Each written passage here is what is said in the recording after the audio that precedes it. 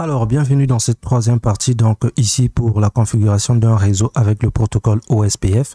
Maintenant, nous allons passer carrément à la configuration du protocole OSPF. Mais avant toute chose, nous allons tester la connectivité bien effectivement sur tous les liens. Donc ici, je ne vais pas utiliser des pings classiques, je vais utiliser des enveloppes qui se trouvent juste à ce niveau. Donc je prends l'enveloppe comme ceci et je vais commencer déjà par tester quelque part là. Donc je vais tester d'abord la connectivité entre ces liens. Je supprime ici et c'est parti, vite fait. Donc je vais commencer d'abord à ce niveau. Vous voyez, success, c'est bon. Donc il faut regarder à ce niveau, le résultat s'affiche effectivement ici. Donc je vais tester le deuxième lien ici. Est-ce que c'est bon, le ping passe entre le voisin? Le premier ça échoue. Quand ça échoue la première fois, vous essayez encore la deuxième fois. Si la deuxième fois ça échoue, c'est que ça ne marche pas. Voilà. Donc le deuxième également ça marche. Maintenant ici je vais tester tout simplement la connectivité entre les voisins, mais avant je vais tester d'abord ailleurs.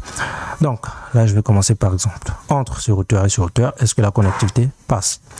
Premier ça échoue. Je vais prendre le deuxième comme ceci, c'est nickel. Je vais prendre ce routeur et ce routeur. Est-ce qu'ils peuvent communiquer? Premier échoue. Je prends le deuxième comme ceci, c'est nickel également. Voilà. Donc, on avance comme cela. Je vais tester maintenant entre ce routeur et ce routeur. Le premier échoue comme d'habitude. Je prends le deuxième. Nickel, ça marche également. Est-ce que ce PC peut communiquer bien effectivement avec la passerelle par défaut? Le premier s'échoue. On prend le deuxième. Nickel. Je vais tester maintenant entre ce PC et le routeur. Nickel également. Voilà. Donc ici maintenant, on prend ce PC vers ce routeur, nickel. Ce PC vers ce routeur également, nickel. Ce PC vers ce routeur, nickel. Et ici, ce PC avec ce PC également, c'est nickel. Je prends ça, nickel. Je prends ça, nickel également. Je prends ça, nickel. Ça, nickel. Quoi d'autre? Lui, je n'ai pas testé les trois réseaux. J'essaye. Très bien. Donc là, le ping, ça marche. Tout marche. Ça, c'est pour les voisins. Maintenant, je vais tout simplement passer à cette partie. Je vais tester ici. Après, nous allons tester ici. Donc, je vais commencer d'abord ce PC avec ce routeur. Ça marche. Nickel. Ce PC avec le routeur. Ça marche également. Je vais prendre ce périphérique Wi-Fi avec son routeur. Ça marche également. Je vais prendre ce PC plus le routeur, ça marche nickel. Maintenant là, nous allons tester la connectivité à ce niveau. Donc, je vais prendre ici, est-ce que je peux pinguer ici là le voisin? Premier, ça échoue, ça ne marche pas. Je prends le deuxième, nickel. Je teste ça. Attention. Voilà, là également c'est bon. Premier, ça échoue. Le deuxième, ça marche.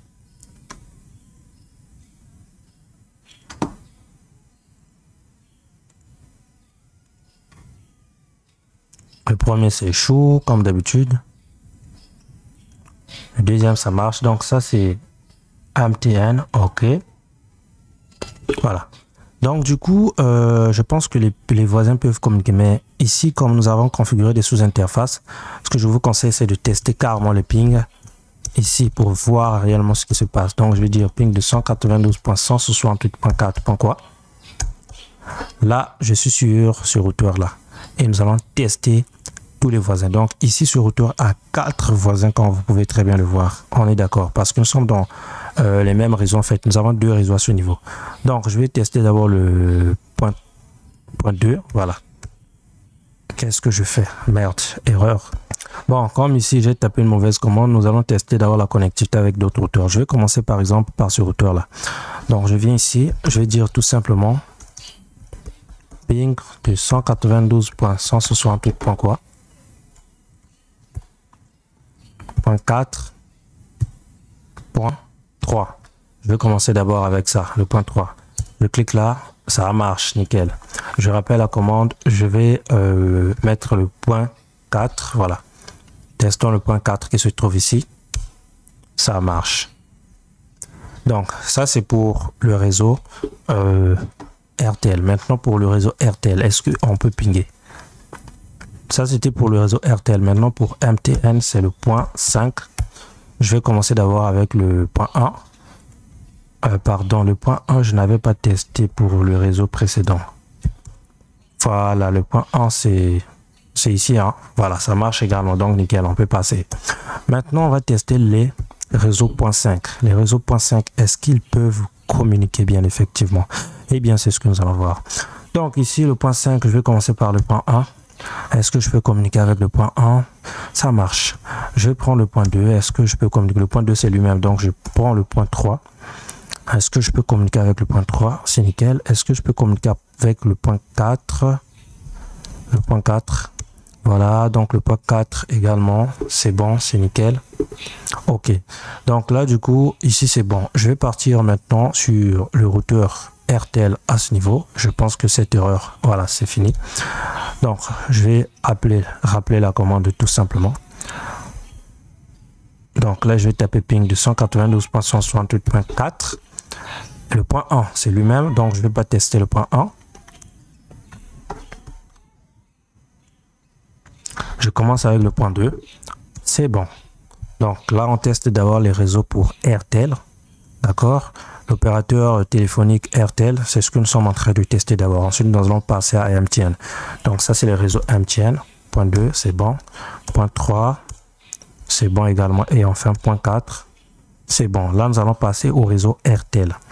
Donc, réseau RTL, ici, nous avons le point, pardon, réseau MTN maintenant. Pourquoi je confonds? Là, nous passons au réseau MTN. Donc ici, nous allons commencer avec le point 1. Le point 1 se trouve à ce niveau bien effectivement et ça doit marcher. Donc, le point 1, ça marche. Point 2. OK. Point 3. Point 3. OK. Et enfin, point 4. Voilà. Donc là, on a testé la connectivité bien effectivement au niveau de toutes les interfaces. Pourquoi cette partie-là est très importante? Parce que si la connectivité ne marche pas déjà, rien que le voisin ne communique pas. Parce que l'erreur que font les étudiants, c'est-à-dire l'erreur, moi-même je me rappelle de cette topologie-là, c'est-à-dire la configuration du protocole OSPF dans un milieu broadcast, c'est quelque chose, je dirais qu'il faut maîtriser. Parce qu'on peut te donner une autre topologie avec plusieurs routeurs encore et là ça devient encore plus complexe. Donc si tu maîtrises ça réellement comme il se doit, peu importe la topologie normalement, OSPF dans un milieu broadcast, c'est quelque chose que tu vas faire tranquille, normalement à l'aise, sans problème quoi. Donc voilà pourquoi il est très important de tester la connectivité avec les adresses IP. Ici la chose la plus importante qu'il faut maîtriser, c'est d'abord la configuration des adresses IP. Après la deuxième chose importante, c'est la configuration des ARIA. Bien. Donc, nous avons testé la connectivité, c'est nickel. Pour cette partie, on va s'arrêter tout simplement à ce niveau. Et après, dans la prochaine partie, nous allons passer directement à la configuration du protocole OSPF. Voilà.